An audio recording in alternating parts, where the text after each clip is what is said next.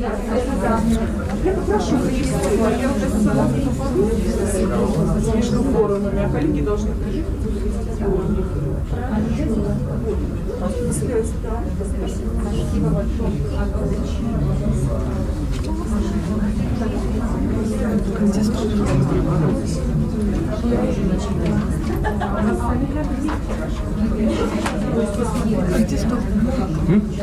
Стоп, я потом тебе покажу. Там же надо на эту нажать, будет красный. Точно стоп?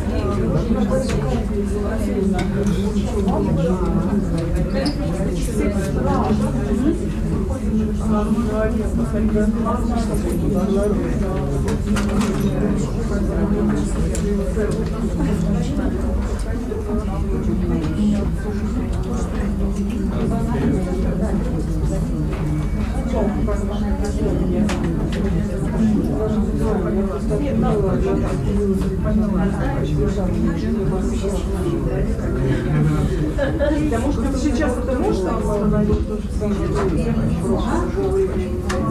Может быть, они смогут в среду? Если они не смогут, ну, конечно же, она не сказала, что она не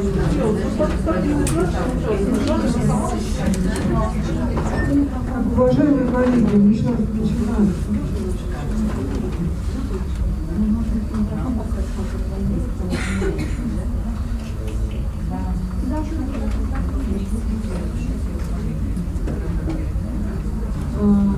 Надеюсь, да, сейчас коллеги немножко передохнут, будут, наверное, возвращаться потихоньку.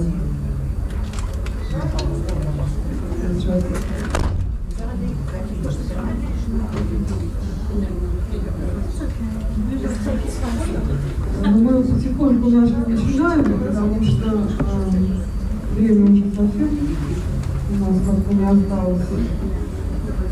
Мы будем считать, что все, кто хочет послушать сейчас наши секции жизни, да? Коллеги, может быть, связаться поближе, кто там дальше находится. Спасибо большое. Да, пожалуйста. Не знаю, наверное, согласился,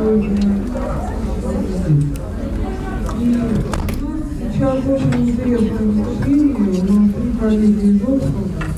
Нажать верхнюю галочку. С приемными детьми, приемными семьями и со школами, и как это все организовано, как решается вся эта огромная проблема, о которой мы говорили, в разных аспектах ее. И я сейчас передам им слово, они сами себя представят. И мы потихонечку начнем. Спасибо большое.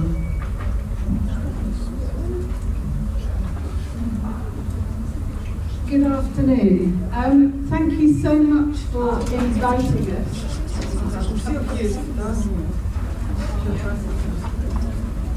Простите, пожалуйста, у нас синхронный перевод, все запаздывают наушниками, кому надо.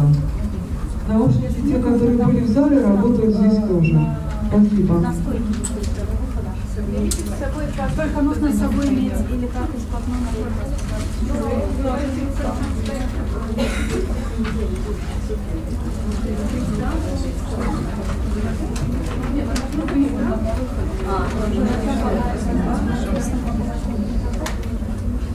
Простите, у всех есть наушники, кому надо, да? Можно начинать. Хорошо.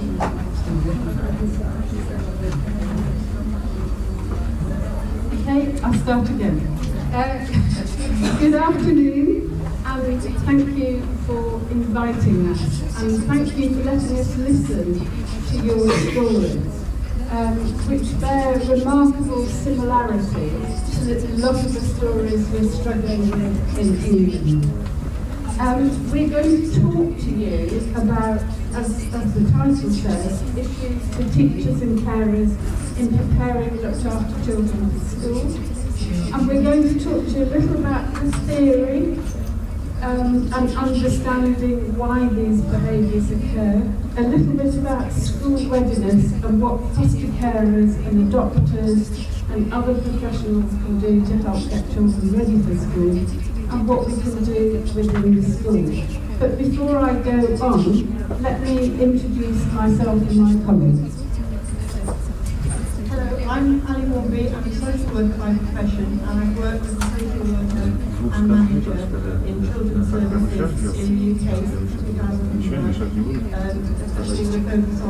Hello, my name is Margaret Swarbrick. I'm a teacher by trade and training. At the moment I work as a supervisor for a project that looked after children in Oxford. I've worked with special needs children as well as mainstream children, as well as looked after children. Hi, and I'm Francesca Fonseca, and I've been a social worker for more years than I care to remember. And I've worked in all fields from adoption, residential, children's homes, leaving care, children on the edge of care, and managed services at all levels. Okay, can we start by looking at the picture? One that I think a number of you will recognise, having heard your presentations, and particularly what he's saying. This is a self-portrait by a little boy as he entered the care system. I hate school, I scare people, nobody can get near me. It could be that the child's behaviour often reflects the same response to an untenable set of life circumstances. And that's not just at school, but home, which is where it all begins. And that's a quote from Brain quite a long time ago. Whatever the differences between our countries and our cultures, I think I've heard enough today to be sure of making the statement that we both own a set of children who don't fit in with the traditional model of school and society. And the tendency is to blame the children, adopt a punitive approach. And I think what we are going to try and look at today is that, is there something the institutions could do to change and be more accommodating? I don't want you to get the idea that I think they're all little angels, and that it's our fault. But there are reasons for their behaviour, and these reasons are increasingly being understood. Or rather, it's not so much that our knowledge is increasing, but the evidence behind our hypothesis is becoming incontrovertible. I've been asked before we launch in to say a little bit about the care system in England, and I think you might go green with envy, for which I apologise, but it isn't all okay yet. We have, as you heard, a population of about 60 million. We have 60,000 children in care. We have about 60 to 70% of those are in foster care. And some of them have been in very many placements and are in specialised foster care. We have about another 14 to 16% in residential care. It is extremely rare for any child under 10, and it's really looked down upon, to be in residential care. It's a sign of the system failing in England. We have recently introduced a number of good infrastructures that have unified education and social care, and that have got umbrellas around all the organisations working with safeguarding children and with children looked after to try and get collective responsibility. We have an inspection framework which judges schools on value added. We have an inspection framework which judges on outcomes. Everything a looked after child does, whether it moves or breathes, is measured. We have a care plan, a placement plan, which tells everybody in the system what decisions they can take. We have a personal education plan, which schools must participate in. We have a health assessment and health plan for the reasons that we were picking up. It's very common in the UK too, that children come into care and we realise they've got hearing, they're not functioning, they've got hearing difficulties or sight problems. 70% of our children in care have special educational problems. So I don't know if that's enough about. Is there something else you would like to? Yes. Простите, коллеги, я уточню насчет планов, это, наверное, важно, чтобы просто дальше понимать. Идет речь про индивидуальные планы для каждого ребенка, не просто план здравоохранения, да, а план лечения этого ребенка, план образования этого ребенка, план устройства этого ребенка, план защиты прав этого ребенка. Это все очень индивидуально, да, и на каждый аспект имеется индивидуальный план, который составляется совместно. Простите, я просто уточнила перевод. Спасибо. Check the translation. Okay. So, what do all of us need? I think you can read it and you wouldn't disagree with it. And we've known since the 50s that attachment is really important, and we've known that behaviour management works. Sadly, these two things have developed separately.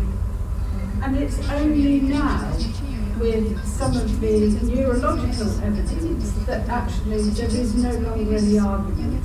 It is one and the same thing. And here are some quotes.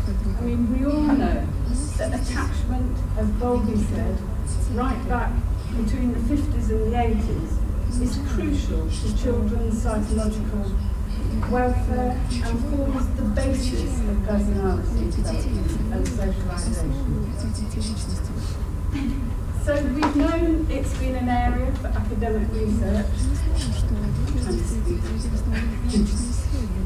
but only recently have we appreciated that these children suffer the same impairment, which can be as great as others with disabilities. We know the similarity between looked after children and autism, and we can appreciate for some of these children not being able to communicate or understand is as great as having a sight impairment.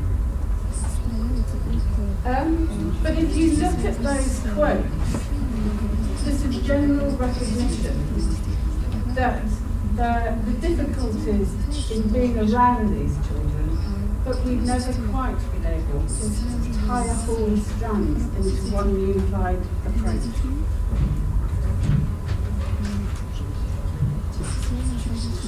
We all know that for many of the children we deal with, love, respect, nurture, and a sense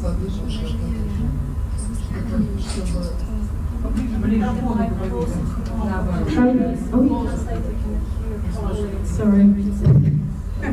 Is that better? Right.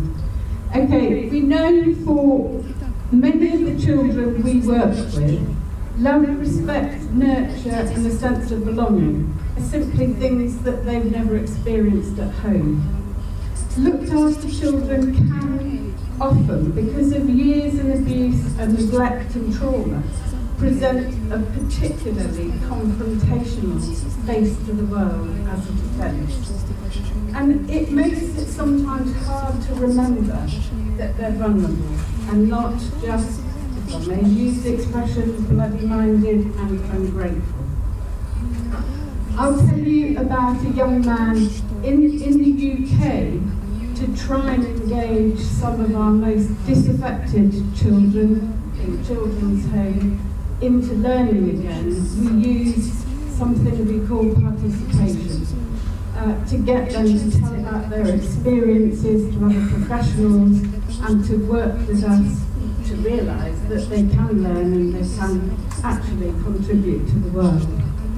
And he was addressing a group of head teachers right at the beginning of our attempts to get the system to work together. And one of the head teachers said, "Could you tell us what the most important thing to you would have been?" And this is a great big strapping 17-year-old. And he said to them, "When I screamed and shouted, you chucked me away, you got rid of me, you excluded me, and what I wanted you to do was put your arms around me." So, promoting positive behaviour may be one of the most challenging things you confront as a foster carer, a teacher, a youth worker, but it's one of the most important. All young people can exhibit behaviour that withstands and defies logic, but a number of our children can stand at one end of this spectrum.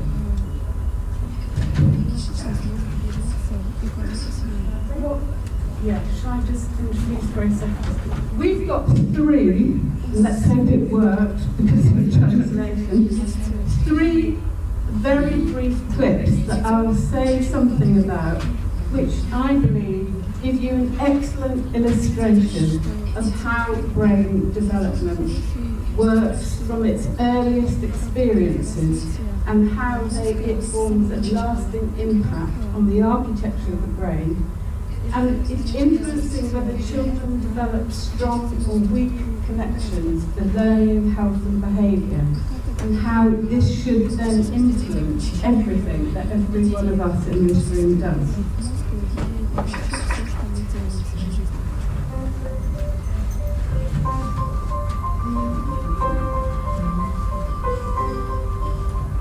A child's experiences during the earliest years of life have a lasting impact on the architecture of the developing brain. Genes provide the basic blueprint, but experiences shape the process that determines whether a child's brain will provide a strong or weak foundation for all future learning, behavior, and health. During this important period of brain development, billions of brain cells called neurons send electrical signals to communicate with each other. These connections form circuits that become the basic foundation of brain architecture. Circuits and connections proliferate at a rapid pace and are reinforced through repeated use. Our experiences and environment dictate which circuits and connections get more use. Connections that are used more grow stronger and more permanent. Meanwhile, connections that are used less fade away through a normal process called pruning. Well-used circuits create lightning-fast pathways for neural signals to travel across regions of the brain. Simple circuits form first, providing a foundation for more complex circuits to build on later.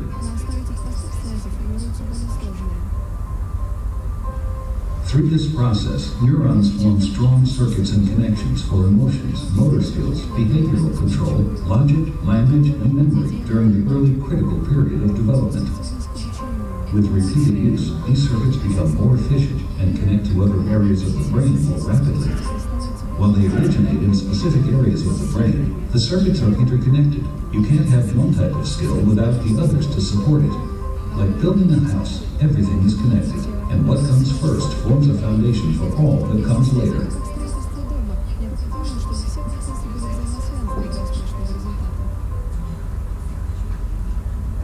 The second one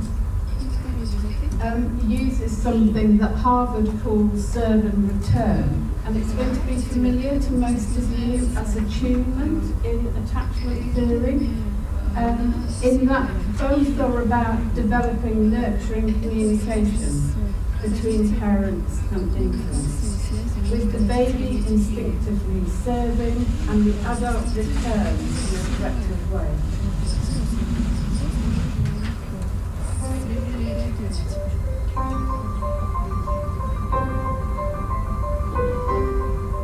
The key to forming strong brain architecture is what's known as serve and return interaction with adults.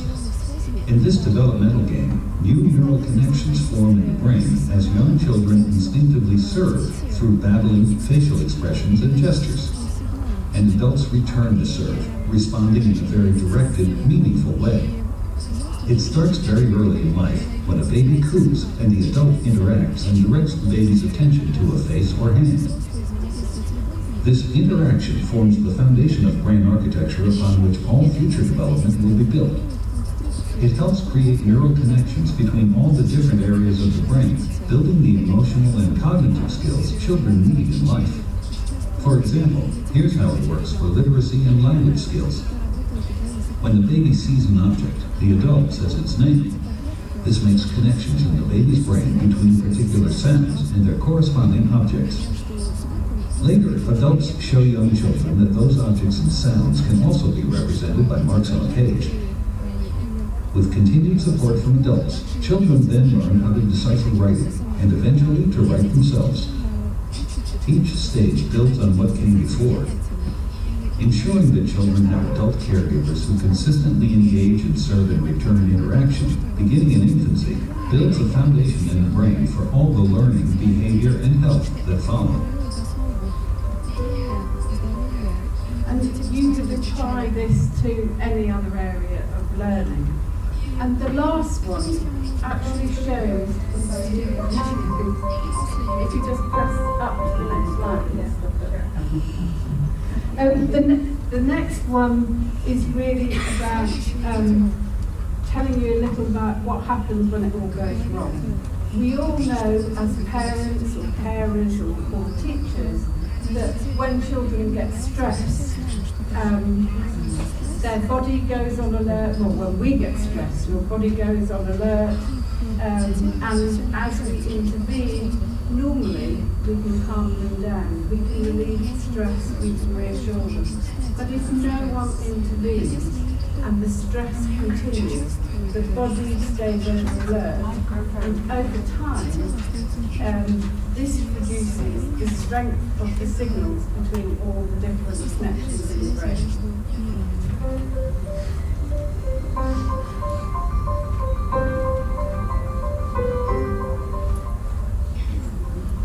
Learning to deal with stress is an important part of healthy development. When experiencing stress, the stress response system is activated. The body and brain go on alert. There's an adrenaline rush, increased heart rate, and an increase in stress hormone levels.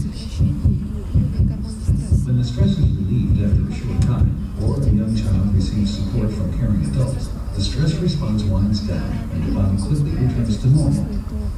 In severe situations, such as ongoing abuse and neglect, where there is no caring adult to act as a buffer against stress, the stress response stays activated.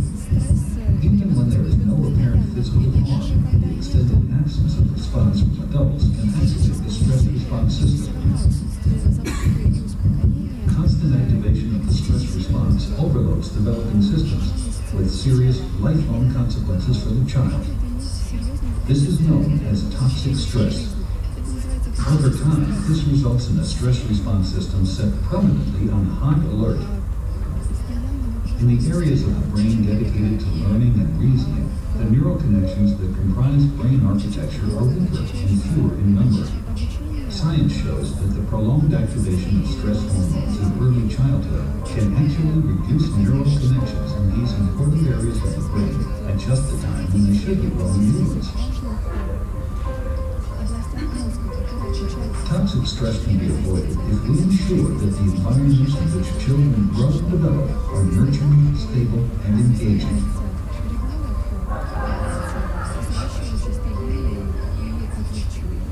The realisation that young children can have serious mental health problems that register with the same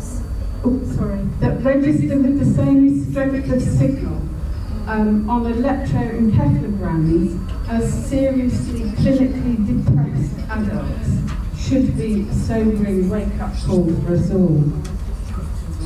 The fact that significant and prolonged emotional distress can affect the emerging architecture of the young person's brain should also be a sobering wake-up call.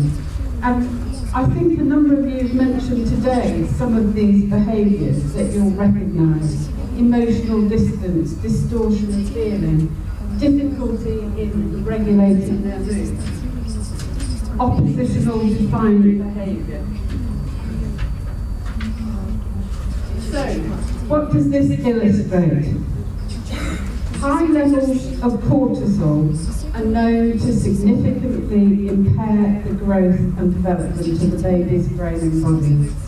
We know, and there are tests that Phil Fisher has done in his work in Oregon Social Learning Centre that actually illustrate that these children can't tell the difference between the right and wrong. If you actually, at the extreme, if you actually give them tests, they can't tell the difference.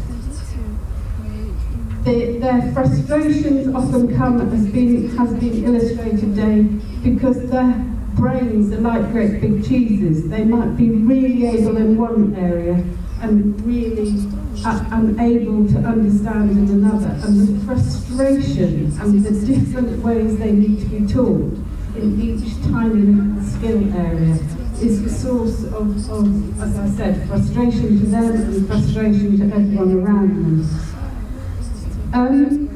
We know it's not all bad news. In adolescence, there's a huge window of opportunity. We know we can change this behaviour. We know we can actually help children recover. And obviously, the earlier we start, the better. And before we go on to look at how we might address that in the foster home or adoptive home, we want you to have a look at this exercise. Just talk to your neighbour for a couple of minutes, because I think we're short of time now. Because what we want you to have is a child in mind as we go through the rest of the exercise. So think of a challenging behaviour, and then Ali's going to take on from there.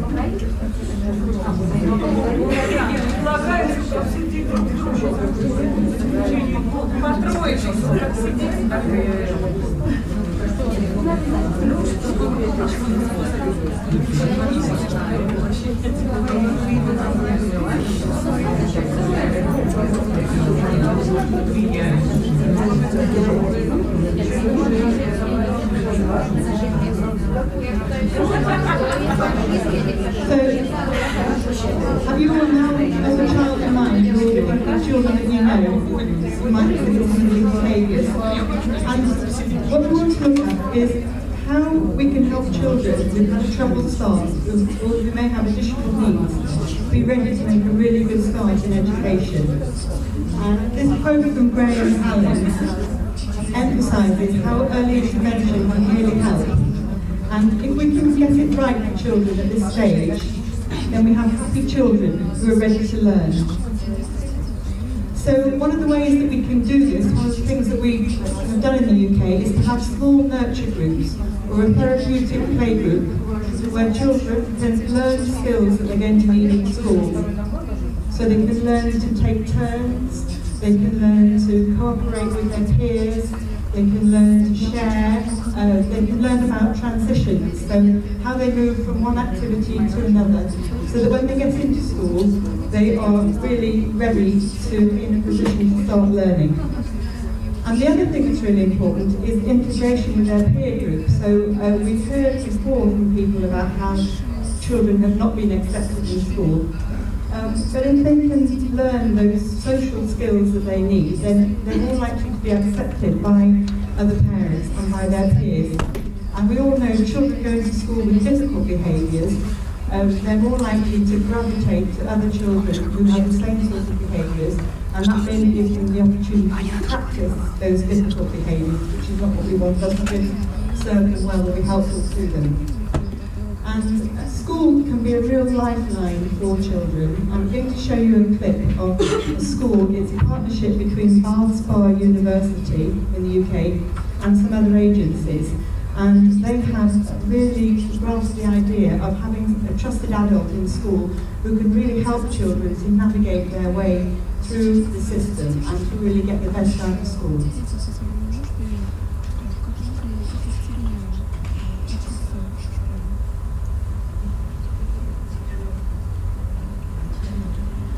I wasn't born angry, but I learned to be angry.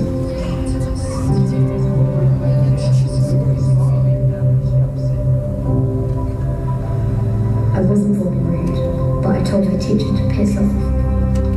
Tony's not loud in class, Molly. I was looking at it. wasn't born silent, but I learned to keep my mouth shut. I wasn't born invisible, but I didn't want to be seen. Simon, could you sit on your seat properly, please? I wasn't born anxious, but everything was frightening. It's really important that schools understand that you are the centre of their lives. Sometimes, for some children, you're the only still point in a storm. I really don't want you missing my classes, Bobby. You are a good student. Should we go? I wasn't born abandoned, but I smashed every clutch. I wasn't born strong, but I needed to get attention. Toby, that's not helping. What would help is attachment. And initially the child needs a carer in the school to function a bit like a soothing parent, and in a way function like the frontal lobe of the child. You're feeling scared, trying to run away from what you've done. But you can't. You need to tell us the truth about what happened. Then we can get this sorted.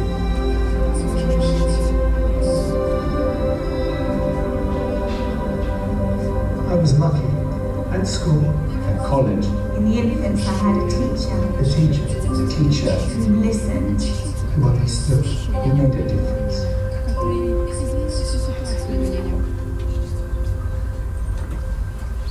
So these children and young people have got emotional and behavioural needs that might go beyond our training experience, and they are that may be very difficult to manage, but they're the ones that need our greatest nurturing and care. And instead, they tend to underachieve in school and are often punished. They tend to underachieve in school and are often punished and even excluded. But actually having an awareness of how best to manage their needs can promote better learning and health outcomes for them. And what's really important is for everybody to work together. It's something that's been mentioned earlier on in this presentation. But to have a team around the child or a team around the family who will really anchor that child so that they're held by parents, social workers, teachers, and that everybody works together to give a really consistent message. And everybody has an optimistic outcome for the children, and they see their difficulties as being skills deficits. So, as Fran said, gaps in their education, so that they're not little delinquents. They're actually being toddlers, and if you look at their difficulties like that, then you're more likely to be able to help them with that. So, work together so that the child isn't excluded, but everybody manages the behaviour within school. And the idea that it can take a community to bring up a child. And even if you can't see immediate progress, then this gives them a positive experience, and that will be of benefit to them and be protected to them. So now we're going to look at the roles of foster carers, and it also applies to doctors. And these come from the KEEP training program that was developed in the Oregon Social Learning Centre in the USA. But they're roles that you'll recognise, because they're roles that all of you who are parents will be familiar with. So Maggie and Fran are going to help with this, and first of all, we're going to talk about the role of the guardian angel. So Kyle is a looked after child. He's 9 years old. He doesn't get on very well in school. One day he was in assembly, which is particularly difficult for him in a big group, and he started to lose control. He swore at everybody in the room, including the teachers. He turned chairs over. He caused such an uproar that the whole assembly hall had to be cleared of children. The staff had him in a corner, 3 members of staff and 1 9-year-old boy, very frightened of him and worried about what to do. The secretary called the foster carer who arrived. She walked over to him, parted the members of staff and put her arms around him. And he cried and dissolved in her arms, and she took him calmly home. So they're the carers acting as his guardian angel, because she's there to be on his side and to scoop him up when he needs it most, and to give him unconditional acceptance and really help him to get through his difficulties. Also, foster carers act as detectives. John had just come into care, and because it was his first day, the carer was actually picking him up from school, because he's in secondary school, and the teacher calls the carer into school because this child has been jumping up and down and disrupting everything. Every time anybody opened the door into the classroom, he'd be jumping up and turning around. Anytime any other child moved, he'd be up and trying to interfere. And the carer also then reported to the teacher that actually he wouldn't stay in bed either. Every time there was a movement in the house, he'd be up and he'd be on the landing. So as a detective, the carer is wondering what this is about, what has happened to John that might make him react like this, and looking to understand what the triggers are for these fears. And so it might be that John's been brought up in a household where it's been dangerous. He's really needed to pay attention to what's happening. He's needed to be vigilant, watching all around him. So actually, she can, once she understands the behaviours, she can then help him with that. And the next role is teacher. So Sky is a 5-year-old girl. She's from a family of 10 before she came into foster care. She's taken to hiding food under her bed every day and not settling for meal times, even though there's plenty of food now for her. So as a teacher, the foster carer knows that she can't just say that little girl's got to sit straight at the table. So she's got to teach her in small steps. So maybe she, at the beginning, just asks her to sit at the table for 5 minutes, or maybe she eats off her food off a coffee table, and then gradually she can be taught those skills to know how to behave in the foster household. Foster care also has a very important role as a referee. Consistency. Like a football referee, you have to keep to the rules. Sarah had a history of abuse, and so in order to keep everybody safe in the household, she was not allowed to take anybody into her bedroom. And the foster carer was really excited because she'd actually got a playmate for Sarah, and they were giggling and laughing through the house, and the carer suddenly realised they were in Sarah's room. So the foster carer has to make the rules and has to set limits which make life safe for everyone. So in this situation, as the referee can be an unpopular role, she's got to go to that room, and she's got to, without causing too much of a kerfuffle, or the Russian is kerfuffle, has to get the child to come back to a safe place where she can be supervised and play safely. And finally, the foster carer is a gardener. John has just gone to secondary school. He's transitioned from primary school quite well, surprisingly well actually. He's getting on quite well in school and quite well at home, but he will not do his homework. And he's falling behind his peers, and it's causing stress and power struggles in the foster home. So as a gardener, you know that different plants need different care. They need to have their soil prepared, they need to be watered, and you need to plan ahead and adjust your care as necessary. And similarly, foster carers need to do that. So in this situation, they need to help to find a quiet space for John to do his homework, and they need to prepare somewhere that he can do that. They need to give him encouragement, make time to do that. And also what's really important is, just as a gardener you need to know about plants and botany, they need knowledge of child development so that they might recognise if there is some level of developmental delay, and I know that somebody spoke about that earlier on, and what sort of encouragement he might need, this particular child, to get on well with his homework. And what's really important as well is to everybody to communicate well. So it's really crucial that the teachers and carers communicate between them. Again, somebody mentioned. So that the foster carers have the knowledge about the day-to-day care of the child, and the teachers have crucial knowledge about what's happening in school. So everyone works together and also has high aspirations for children to succeed.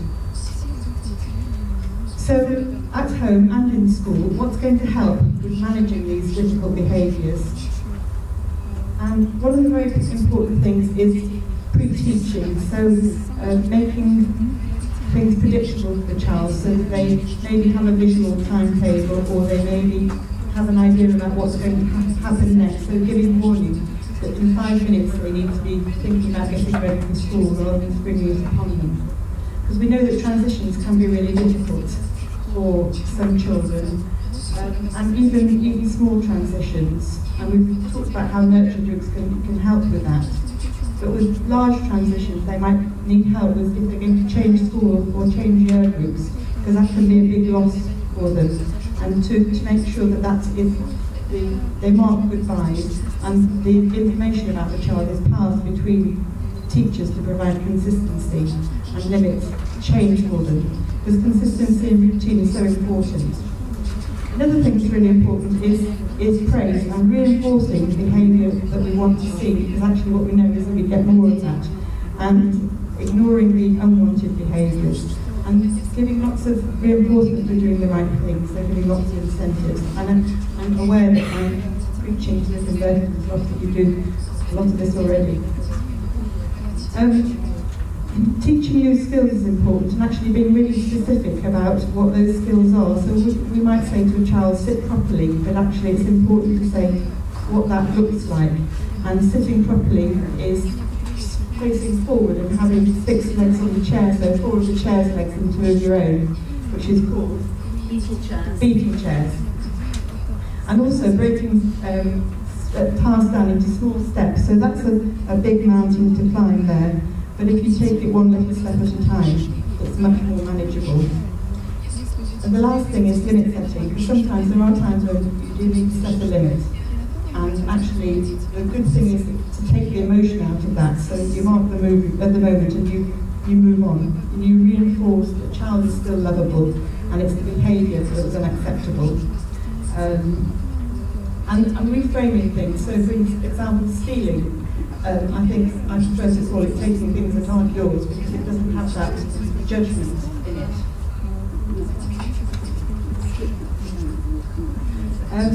So it's so important, it's such a difficult job to do, and it's so important for carers to be supported, because they're the ones that are putting the theory into practice and actually walking the talk.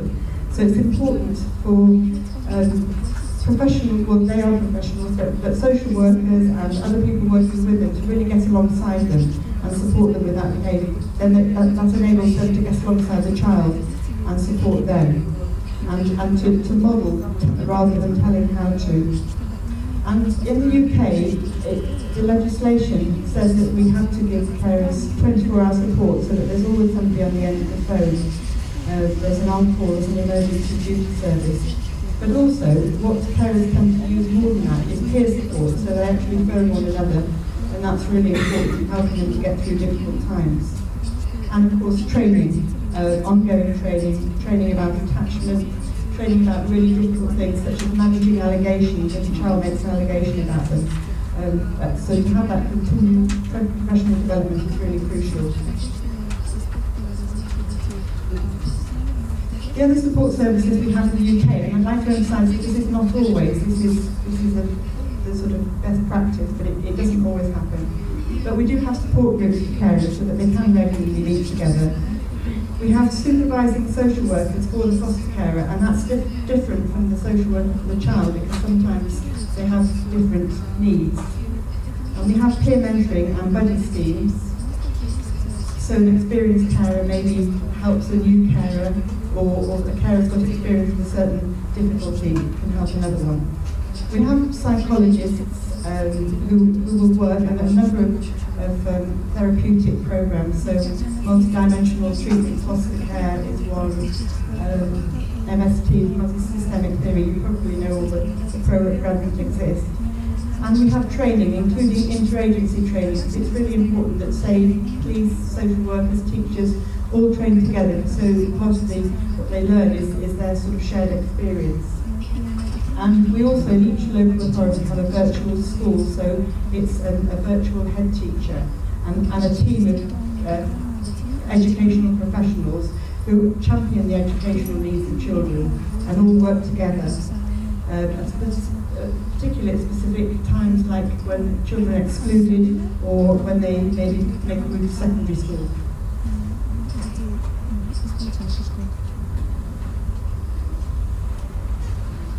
So as children are going to move into school, important is to be choosing the right school for them that gives them sort of provision that they might need. So flexibility about their particular needs. And that might be that they have whole class interventions or whole school approach that's going to help the child.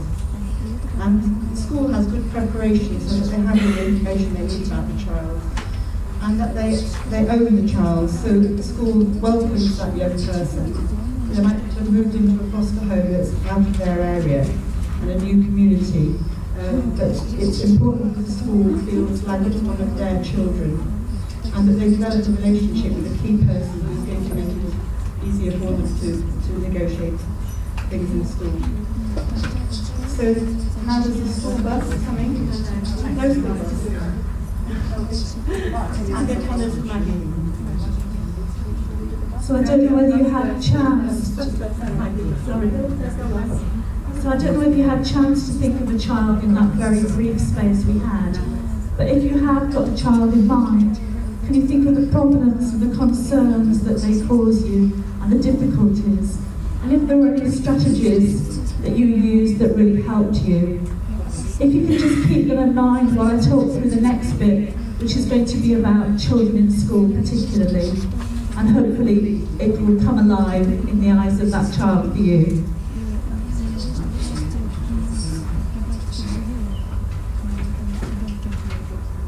Okay.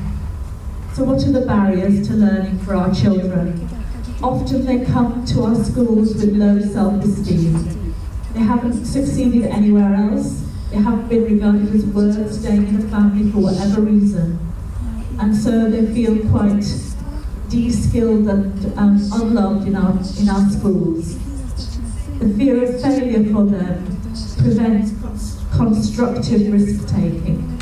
So there's a feeling that we don't want them to take risks like climbing on cupboards or falling off chairs, but taking risks like trying a very difficult maths problem becomes a problem for them because they've failed so often, they don't want to fail again. Importantly, and probably the most difficult thing for the teachers in this room, is poor impulse control. So if they feel cross, they act it out. If they feel sad, they act it out. They don't seem to have those natural stopping points that the rest of the class have. If they feel something, they act on it. And that's very difficult in the classroom. They have a lack of trust in adults. That serve and return that you saw on the video clip is just not happening for them. They don't feel they can trust an adult to respond to them in the way perhaps that the rest of the class have. And we've already talked about being hypervigilant. And if a child in class is hypervigilant, they look like they've got attention deficit disorder, don't they? So they're checking everything out. They're not sitting still. They're looking behind them. They're listening to every conversation that is going on in the class. That's it. The hypervigilance in the past has been safe for them. It's helped keep them safe. But it's not needed now in this classroom. But of course, it's an old strategy that they're clinging on to.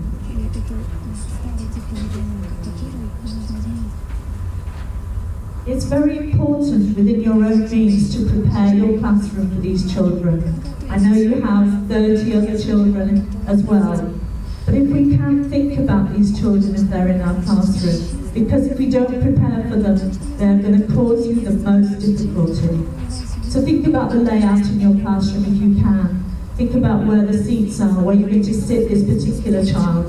Does he or she need to be right at the front, right under your nose? Or can she be in the middle where she can learn from the other peers around her and do the best and copy them? And also, I would advocate having a very simple classroom. If it's a very busy classroom with lots of distractions, then that can be difficult for our looked after children who are very poor on impulse control. Also, they need a challenge, don't they? An appropriate challenge in the class. So we're talking, I suppose, about differentiation. We're talking about changing our curriculum for this one child. In England, we don't keep children back into lower classes, which I understand from previous conversations is what happens in Russia. We don't do that. We think it's important that they're with their peer groups, however delayed they are, that they learn to play alongside them, because they will move with them through society into employment.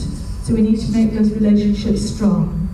But an appropriate challenge also doesn't need to be too easy for them, because there's one more thing difficult than a poor impulse control child, and that's a bored impulse control child. So you don't want that on your books, do you? You want an appropriate challenge for them. Keep them busy and occupied.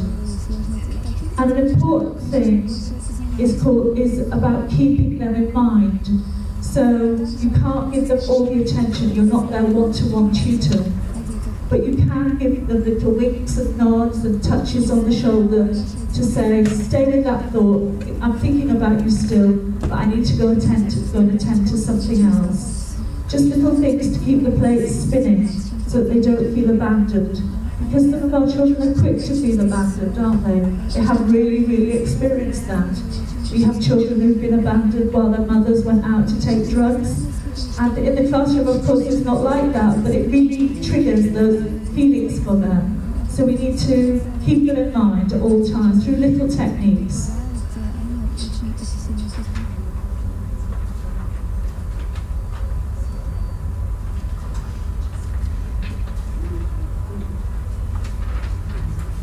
Excuse me.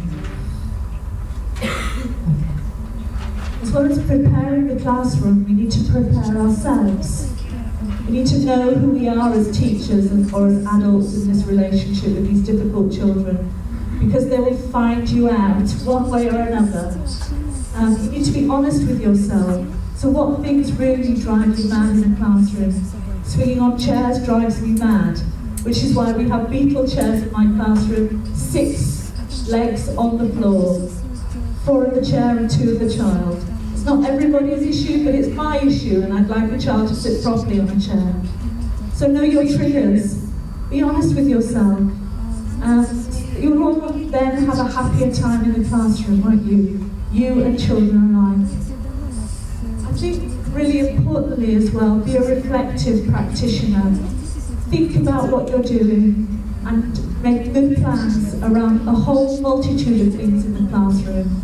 And even if it's only a tidy up time, when you're clearing the paint pots away or the school books away, take a little time just to think about that day.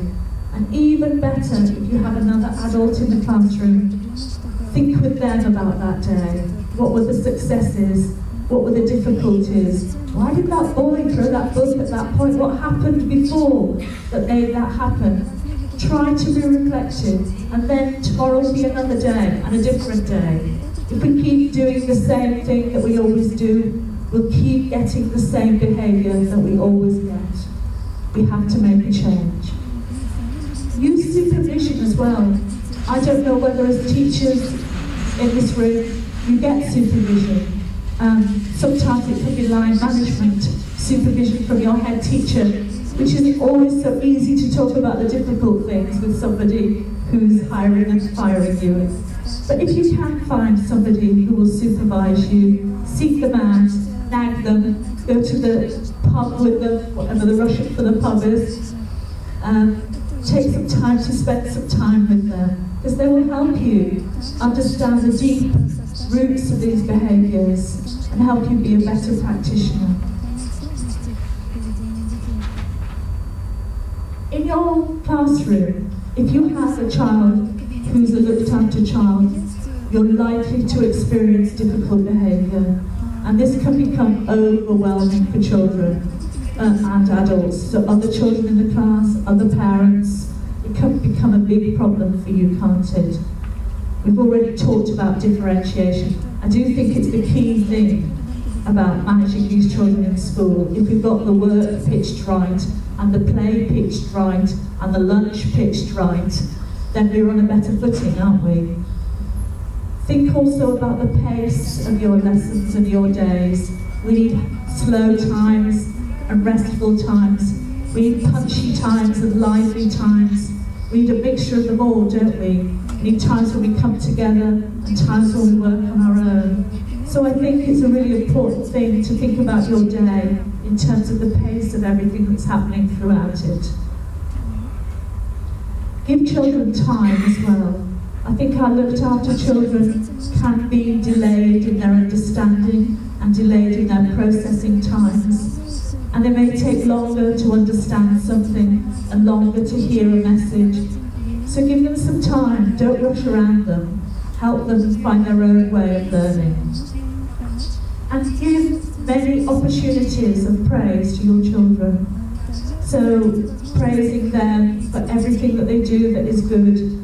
If you can't find anything that they've done well, praise them for the smile on their face. Because children, whatever their behavioural difficulties, need to experience that warm feeling of being praised and liked. Even if it's not an educational thing. Once they experience that, they'll be hooked. And you can then praise them for doing a great page of maths, whatever it looks like. But don't underestimate what we call in England praise for being, as well as praise for doing.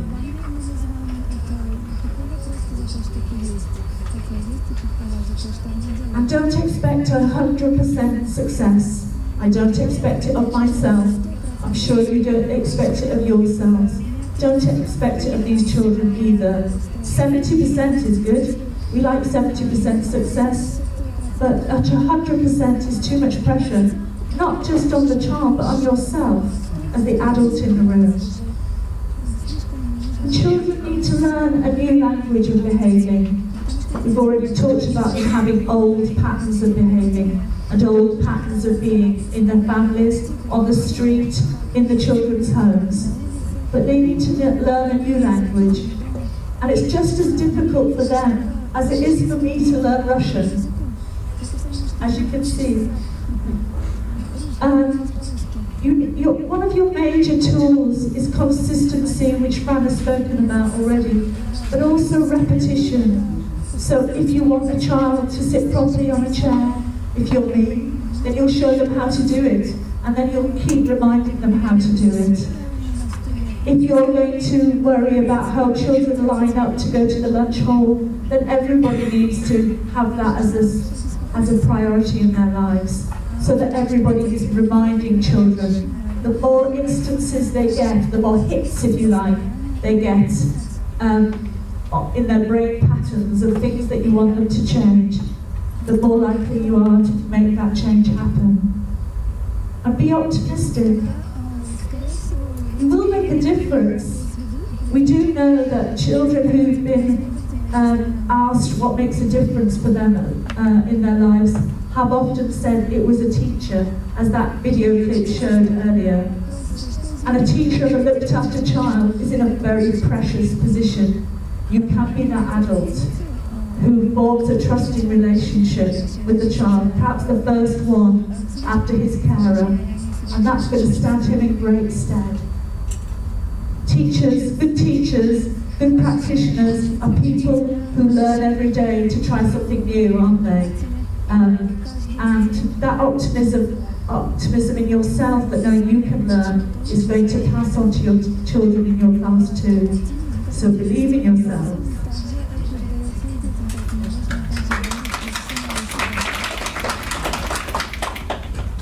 Sorry, I have nearly finished.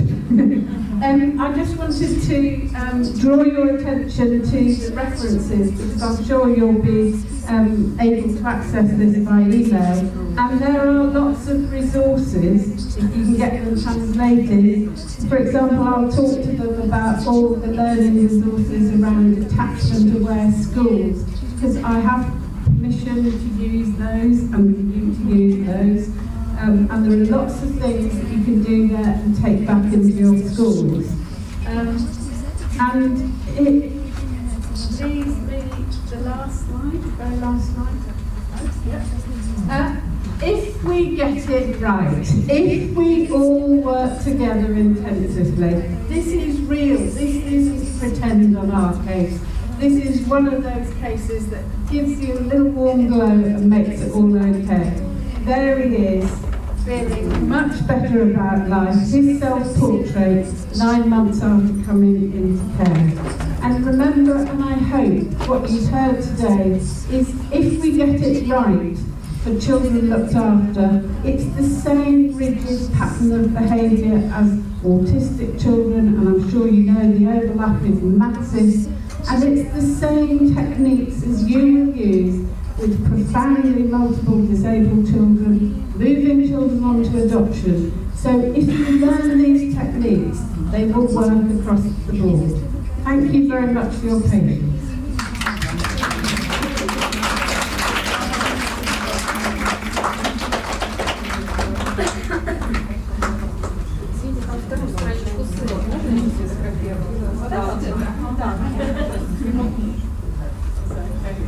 Спасибо большое.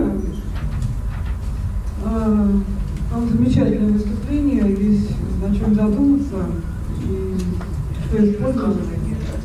Вот, я надеюсь, что было полезно и интересно, и может быть пригодится. Большое спасибо, что приехали и выступили, очень приятно. Есть какие-то вопросы, может быть?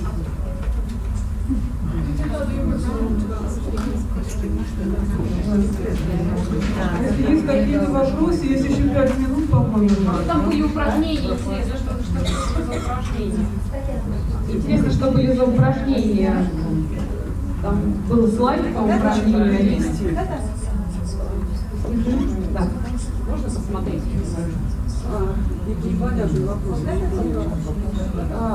Меня интересовали упражнения. Да, это упражнения для фостерных родителей или для учителей, похоже, да? Я хотела посмотреть на упражнения. Понятно? Это упражнение?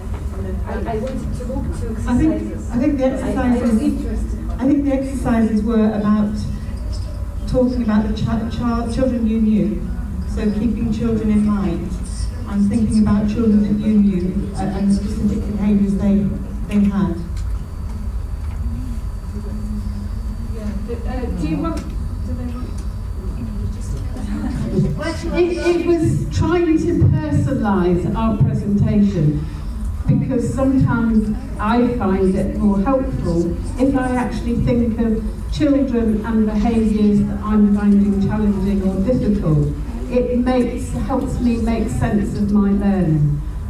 But we're happy to answer any questions you might have. Спасибо. Еще какие-то?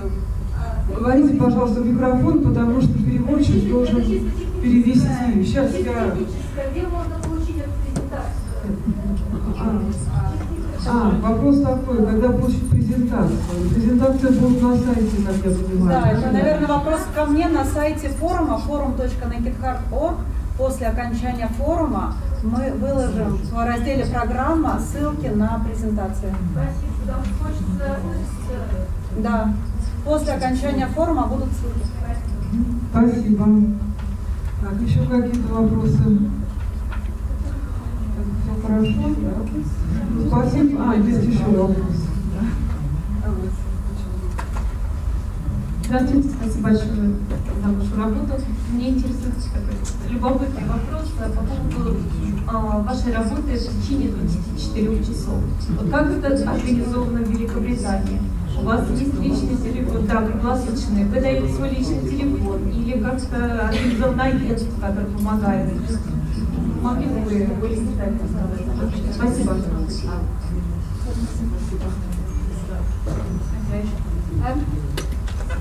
The easy answer is lots of different ways, right?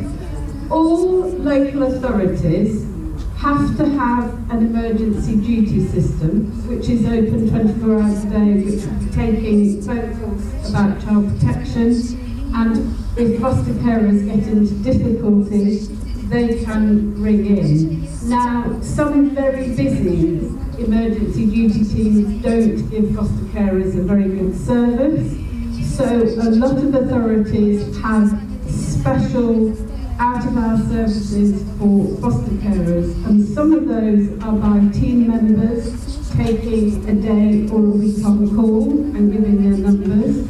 Some of them are a mixture that are organised by foster carers and the fostering teams together, so carers will give support to each other.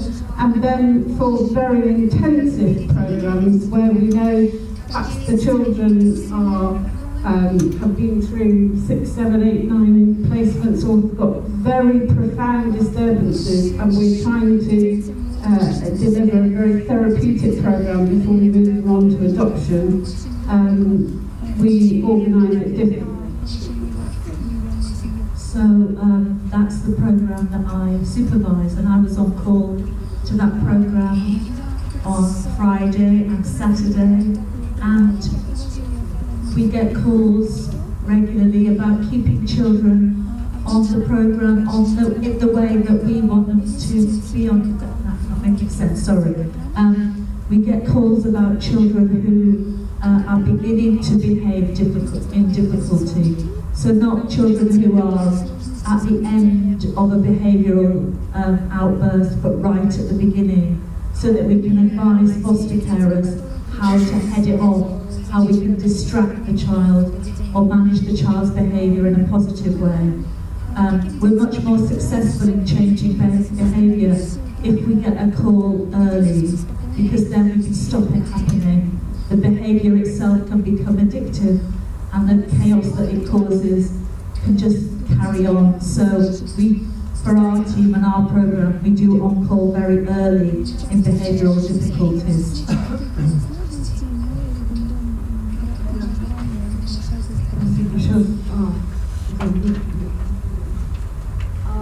Вы рассказывали о том, как это можно решить, и во всех ваших примерах присутствовала такая кооперация активная, в том числе и школы, и приемной семьи, да, то есть было понятно, что для того, чтобы это сделать, нужно вот это такое активное взаимодействие и желание школы участвовать в этом, да, принимать какое-то активное участие в помощи этому конкретному ребенку. Если вы слышали, как выступали российские участники до вашей презентации, то это была одна из основных проблем, которая поднималась, что школы пока не совсем понимают, как с этим взаимодействовать, и не всегда готовы к такой активной кооперации. Я так понимаю, что у вас тоже это не было с самого начала так прекрасно. Сколько лет занял этот процесс, да, для того, чтобы школы перестроились на прием детей и на активное взаимодействие?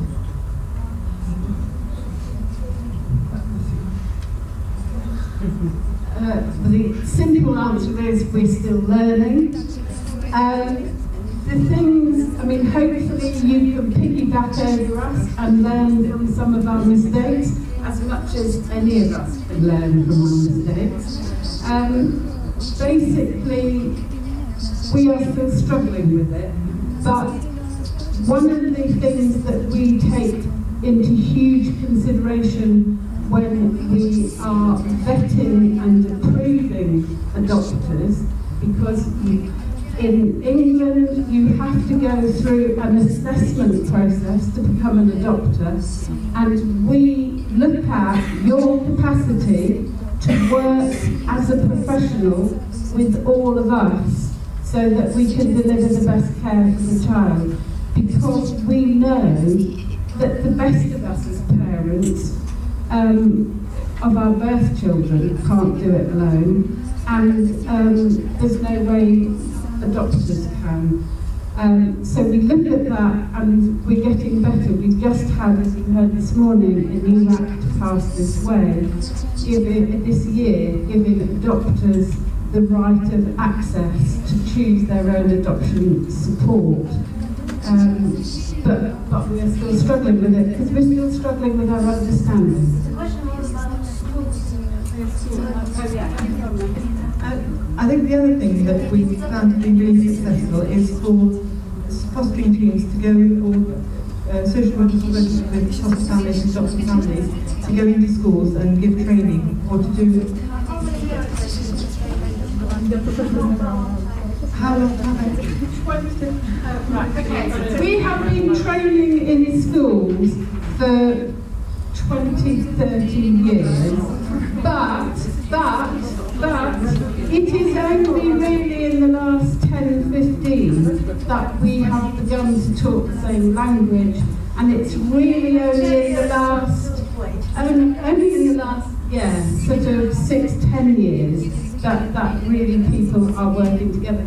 Back to the infrastructure, in 2004 we had something called Every Child Matters, when all the agencies, I said at the beginning, had to develop joint policies, joint ways of working.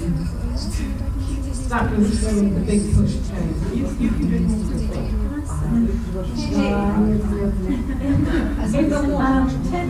In England, it's actually important for the government has said that looked after children have priority in school and adopted children, so they get the first choice of any school that's school place. Even if it's your best school in your best region, if there's a space there, that's where our looked after children need to be placed. Yes. And the sum of money.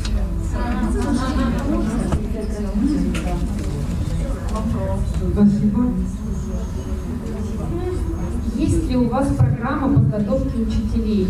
Если есть, как это устроено? Кто финансирует? Какова длительность? Это лекции, тренинги или семинары? Спасибо.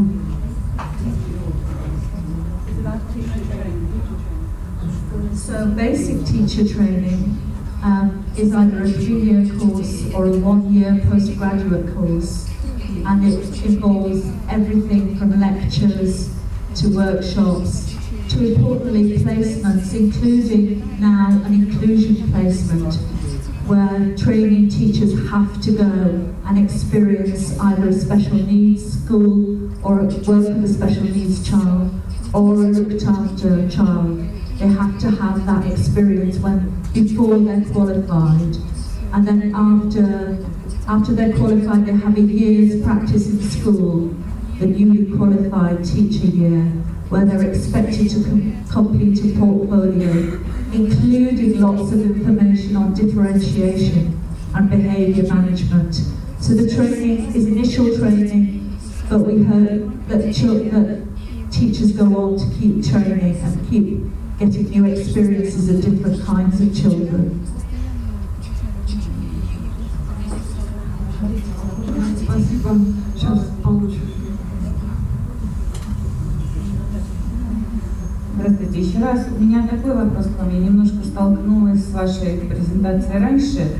Для меня такой незавершенный остался момент стратегии, да, которые применяются, сталкиваясь с вызывающим поведением или нерегулируемым.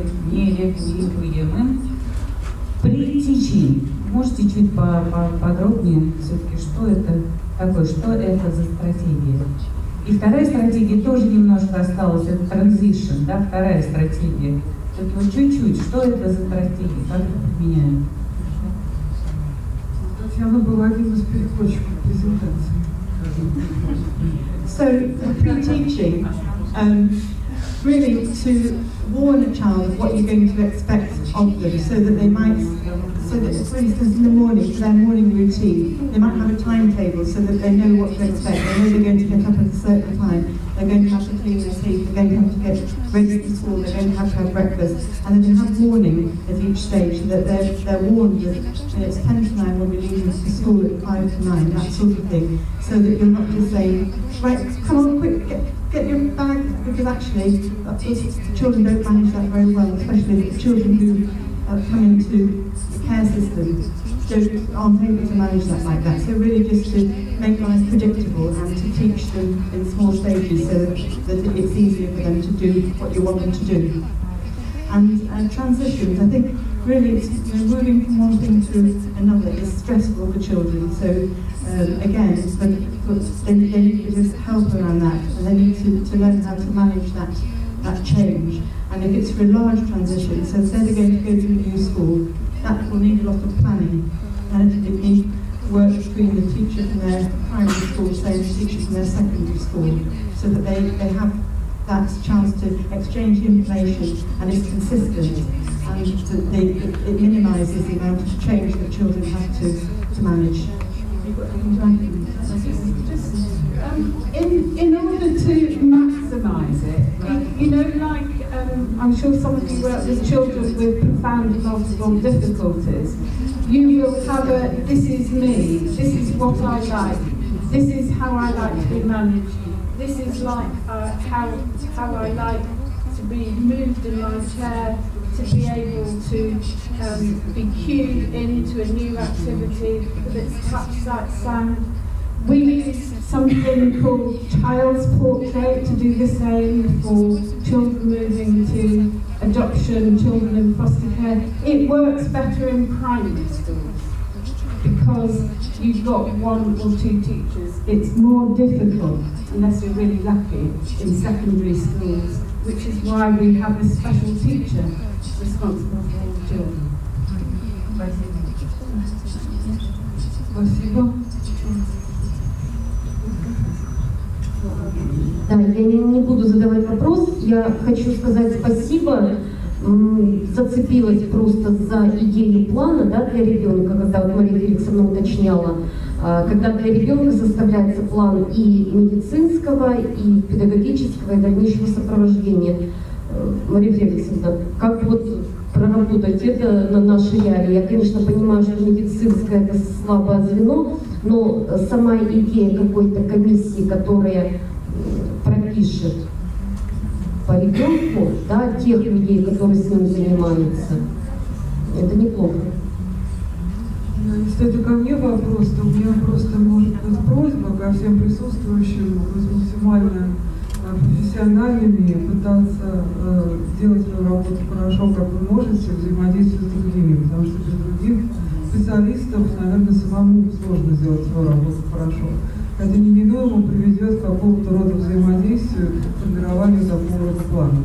Может, в дальнейшем это все как-то будет регулировано когда-то.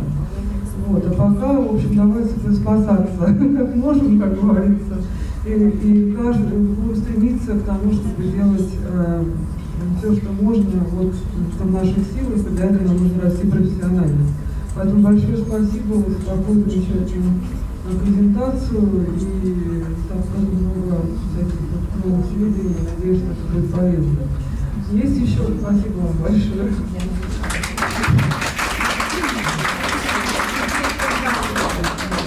Коллеги, если больше нет вопросов к нашим уважаемым гостям и коллегам тоже, у меня два сообщения, две новости, как говорится. Одна плохая, другая хорошая. Плохая новость состоит в том, что, к сожалению, заболела одна коллега, которая должна была вести мастер-класс 22 числа, Ольга не упокоила. Вот она прислала сообщение, что врачи запретили ходить куда бы то ни было, пока она должна поправиться. Вот, мы пожелаем Ольге скорейшего выздоровления. У нее должен был быть мастер-класс по подготовке приемных детей к школе. Значит, вместо этого прихорошая новость, что у нас есть замена. Жалко, что таким образом, но все-таки, да, все-таки замена есть. И у нас будут выступать две наши коллеги из центра «Приемный», Ирина Масарская и Елена Ерофеева, Кстати, мы анонсировали сначала их семинар, думали, что можно будет делать параллельные сессии, но потом сняли их семинар, потому что оказалось, что нельзя делать параллельные сессии. И они поэтому есть на сайте, вы можете посмотреть на них, что это за люди и о чем они хотят говорить. Они будут делать мастер-класс про школьную неуспешность, как помочь приемной семье, приемному ребенку. Вот такой вот мастер-класс, это в то же время в 4 часа, кажется, 4 часа 22-го. 16:30, по-моему. 16:45, 16:30. Вот. Здесь же, в этом же зале, приходите, я думаю, что будет интересно. Надеемся, что Ольгу мы услышим еще. Тут будут еще возможности и с ней познакомиться, и с их опытом. Да, и пожелаем ей здоровья. Вот. Спасибо большое. Завтра секция продолжится в этой же аудитории. И будут вопросы, связанные с проблемами ребенка, с проблемой школьной дезадаптации ребенка и как помогать справляться с этим. Вот, приглашаем вас сюда. Спасибо. Да, еще будет один мастер-класс по детям СВИЧ в школе. Приемный ребенок СВИЧ в школе. И это тоже уже такая болезненная тема. И будем рады, если вы сможете прийти. Спасибо. Коллеги, те, кто планировал прийти на мастер-класс Ольги неупокоенной, можете получить наши контакты и приехать к нам в ноябре, когда у нас будет стажировка для специалистов. Наш ресурсный центр делает стажировку, и там будет этот мастер-класс. Но мы думаем, что он будет повторяться, но он будет просто проходить. Да, спасибо, еще забыли сделать одно объявление. Елена Богова, она на самом деле готова, пока еще не изданы ее школьные дневники, она готова устраивать читку. Вот. Да, чтение. Стараемся читать потихоньку эти школьные дневники. Я думаю, что мы это организуем и правда, может быть, каких-то семинаров в центре программы, в детском доме. И мы будем тоже делать объявление на этот счет, когда это будет возможно. Спасибо большое. Спасибо.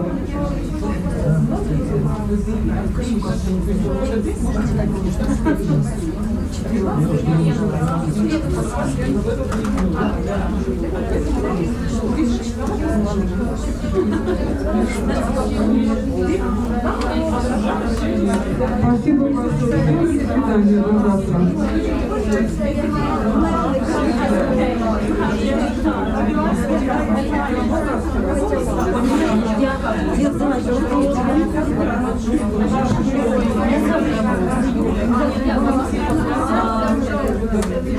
Коллеги, большая просьба, сдайте, пожалуйста, форму обратной связи, если вам не жалко.